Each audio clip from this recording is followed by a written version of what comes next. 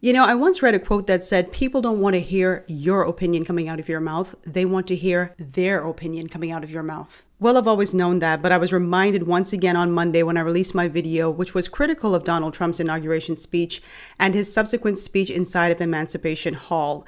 Now, I knew when I pressed the upload button that it would set off a hornet's nest with many of his supporters who would take umbrage to the fact that I was criticizing him on his day, Inauguration Day. Now, if you were to go down in the comments section of that video, you will see a mixed bag of comments. There were people who agreed with what I said, even though the video was very short, and I knew I was going to expand on it further in a subsequent video. And there were others who were imploring me to get over the fact that Donald Trump had won the election, as if there was something for me to get over. I can only assume that those individuals are new to my platform, never seen me before, never seen anything that I've done, and would assume that I would have a problem with Donald Trump being the new president of the United States. It's funny because there are so many people who have criticized me on this platform because I defended Donald Trump and said, when the man does something good, give him his due, and when he doesn't do something good, criticize him. And I've maintained that stance. I have said to commenters and people who have watched my channel over the years that I would appreciate it if they didn't put me in a box. Many people think, well, she must be a Republican if she's defending Donald Trump, or she must be a liberal if she's criticizing him. I am neither. I am an independent person who calls things as I see it, and I will continue to do so. So I want to talk a little bit about the outrage that came from that video. And also, I want to talk about this right-wing fury that seems to flare up anytime someone is critical of Donald Trump. There are individuals who commented who I assume thought that I would be bullied into submission. I don't know where they would get that from. I've never been a scary person. And if I were indeed a scary person, I wouldn't have recorded the video, nor would I have uploaded it. What's the point of being on YouTube if you can't call it as you see it?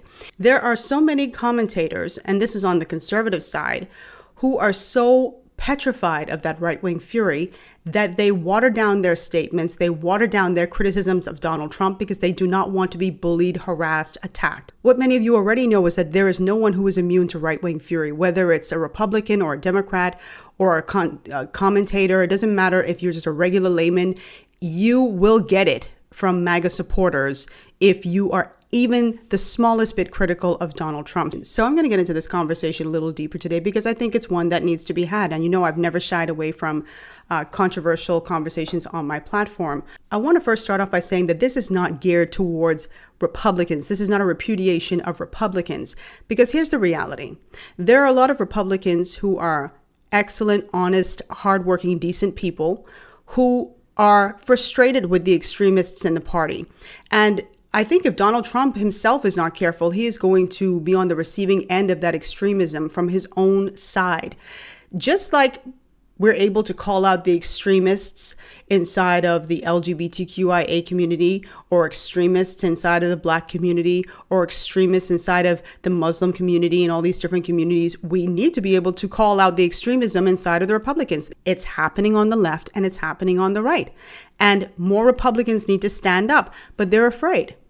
Because when they do stand up, they're harassed, bullied by Maga. You also have to remember that not everybody who voted for Donald Trump is a Republican. You had Democrats who voted for Donald Trump, Democrats who were frustrated with their own side or did not like or want to support their candidate, Kamala Harris, who gave Donald Trump their support this year, or last year rather. You also had independent voters who are not beholden to either side who decided to vote for Donald Trump this year. So you have individuals who are not Republican, who are not ideologically connected to the Republican Party. And so they are going to find faults or have a more moderate viewpoint of him and not just be sycophants who are telling him everything that he wants to hear or telling their supporters telling his supporters everything that they want to hear. There are people who unsubscribed from my channel. There are people who left really nasty comments. And here's the thing. I've always said that people are free to come and go as they please. I'm not beholden to subscribers. Nobody's going to hold me hostage. And if you decide that you don't want to be here, then I don't want you to be where you don't want to be. What I've noticed, and I'm sure many content creators who are going to be watching this can attest to this, is that people will subscribe off of one video and unsubscribe off the next. It's a revolving door. And people always criticize me for this and say, you seem like you're ungrateful and you don't want subscribers. I certainly do want subscribers, but I want subscribers who are willing to understand that they're not going to agree with every single thing that falls from my lips. Nobody does. I have family members I disagree with every single day, and I still love them, and I'm not divorcing my family members. Okay. A lot of people will say, oh, this place over here has an echo chamber, or that over there is an echo chamber. But that's where a lot of people seem to be most comfortable, surrounded by people who think exactly like they think, say the things that they want to hear. And that's fine if that makes you comfortable. That's never been my bag. I want to talk about a number of things.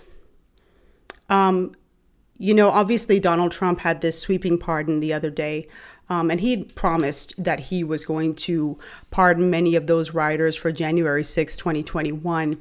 And a lot of people were celebrating. However, there were some Republicans who really, it gave them pause, and they felt like he went too far with the sweeping pardons. Now, I knew that this was going to happen. And I mean, Donald Trump made no secret of the fact that he was going to pardon these individuals whom he refers to as hostages.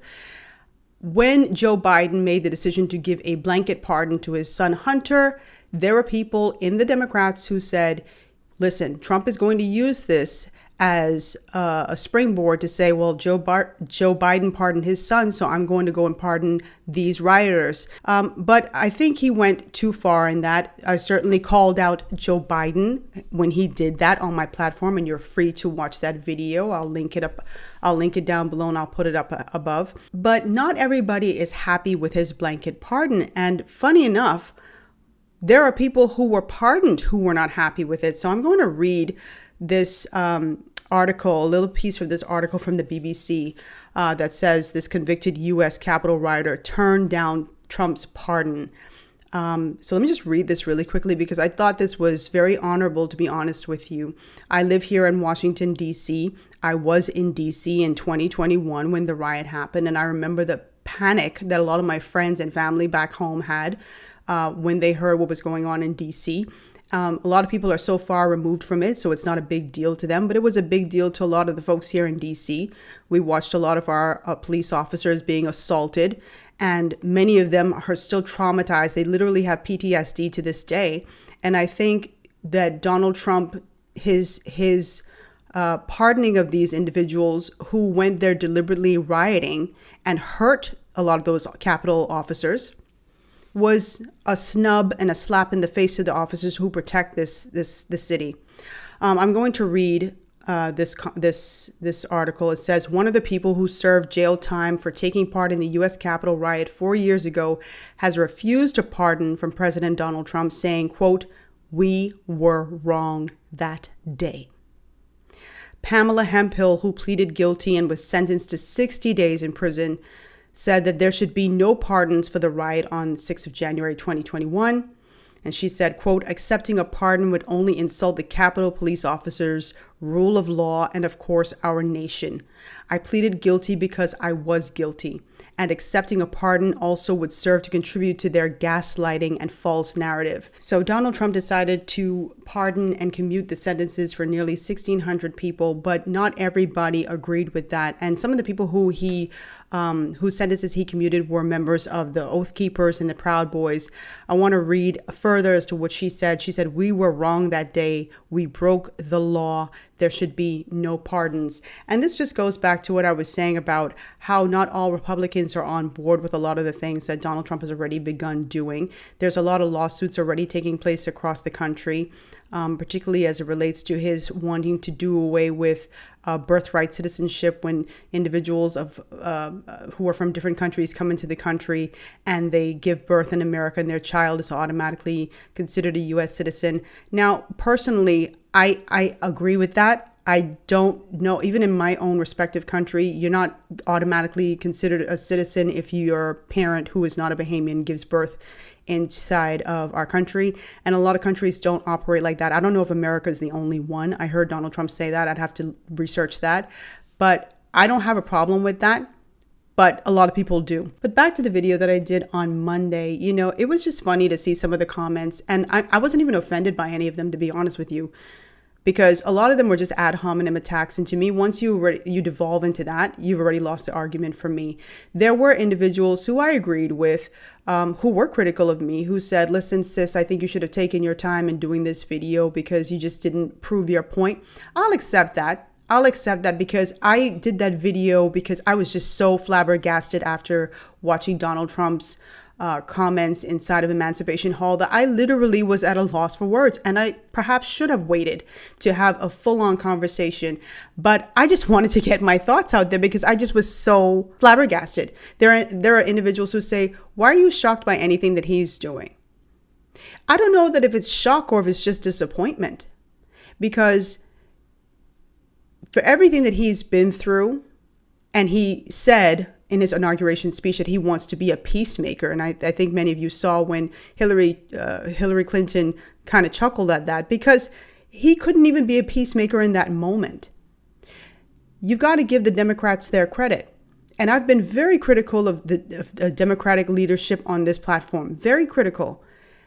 I'm going to give them their props when they deserve it. And I think they deserve a lot of credit for giving Donald Trump a smooth transition of power. He himself said that Joe Biden was very graceful in welcoming him to the White House. They had tea the morning of the inauguration, Jill and Joe Biden and Donald Trump and Melania Trump. So they showed him some grace. He didn't extend that grace when it was his turn, when Biden was to be sworn in. He didn't extend that grace. And I don't know why it's so difficult for people to love Donald Trump. I'm not telling you not to love him.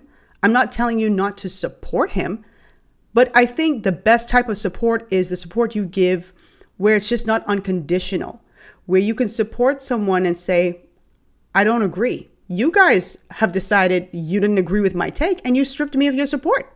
But the people who are able to say, I love Donald Trump, I'm happy that he's back in office. Yeah, but he shouldn't have done that. Those are the people who I really look to and I take more seriously because they operate with they're more measured.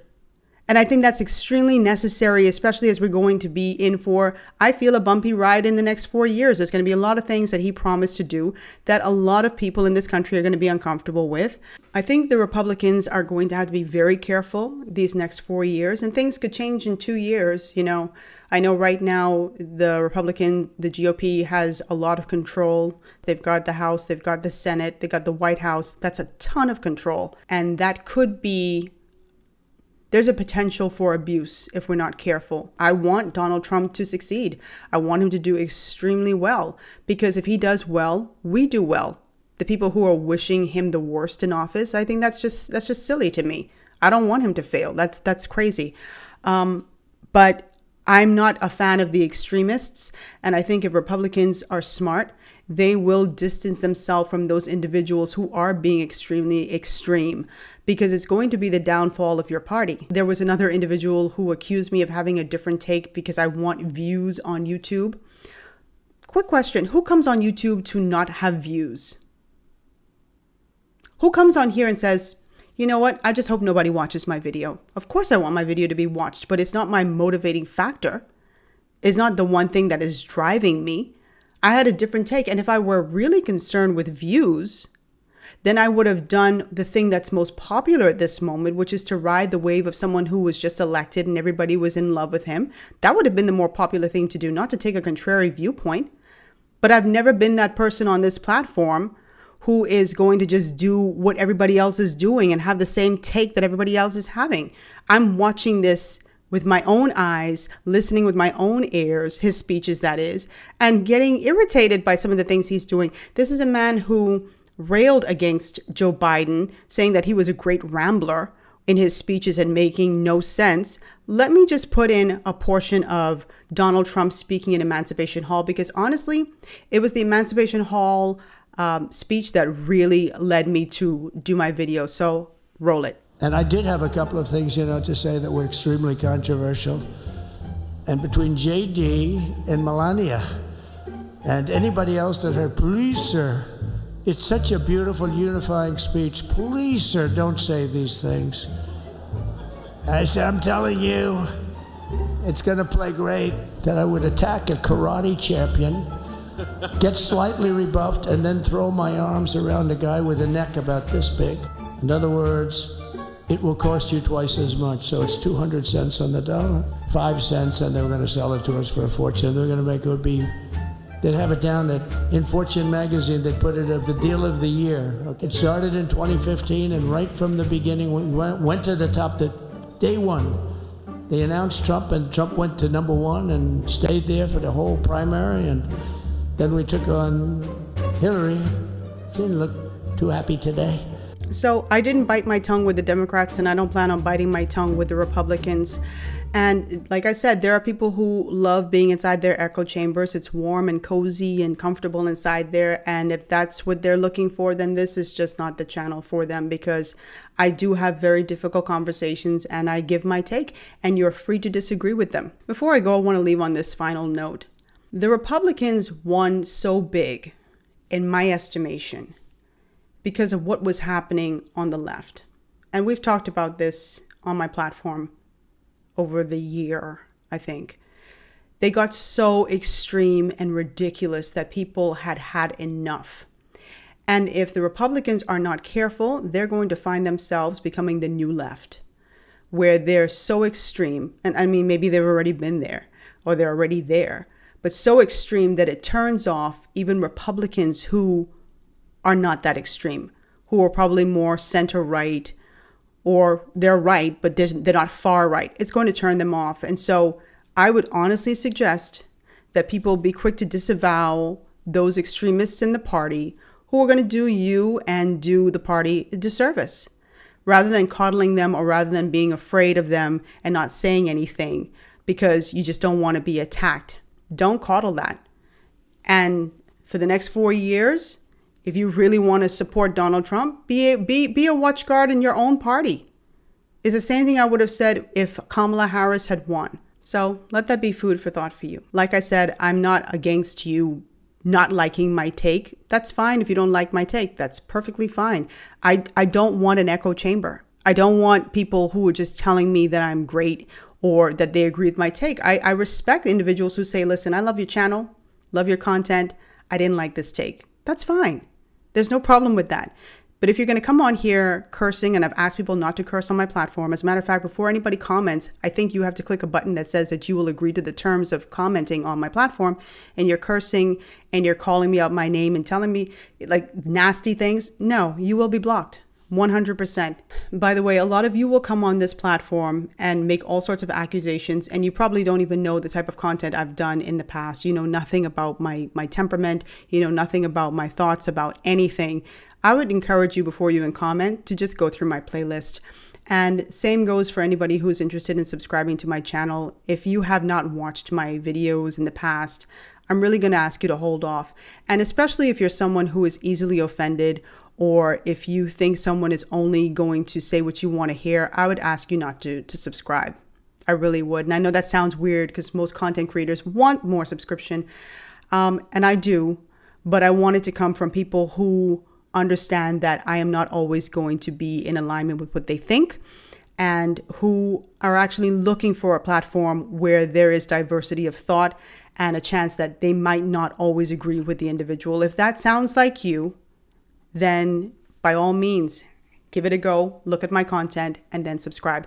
I love all of you, and I will see you in my next video. By the way, you're going to definitely want to tune into my next video, and I've spoken about, I don't even know if I should preempt it. Nah, just stay tuned. See you later.